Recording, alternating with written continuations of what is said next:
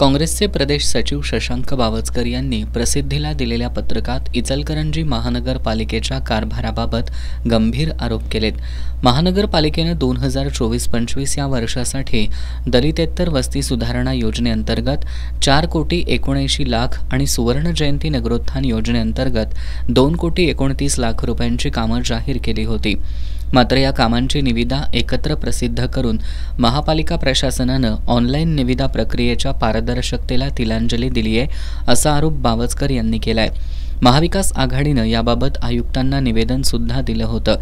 दरम्यान निविदा उघडल्यानंतर केवळ 0.63 ते 0.77% कमी दरानं या निविदा मंजूर झाल्या असून त्यामध्ये महापालिकेचं लाखो रुपयांचं नुकसान झाल्याचं बावस्कर यांनी सांगितलंय। सीसीटीव्ही कॅमेरे बसवण्याच्या कामातील गैरव्यवस्थापनाबाबत न्यायालयानं महापालिका प्रशासनावर ताशेरे ओढलेत। प्रशासनावर या कामाची निविदा रद्द करण्याची नामुष्की ओढवल्यामुळं प्रशासनाच्या कारभाराबाबत प्रश्नचिन्ह निर्माण झालं असून महापालिकेत नेमणूक होणाऱ्या अन्य शहरातील अधिकाऱ्यांना शहराच्या विकासाशी देणं घेणं नसल्याचंही बावस्कर यांनी पत्रकात नमूद केलंय।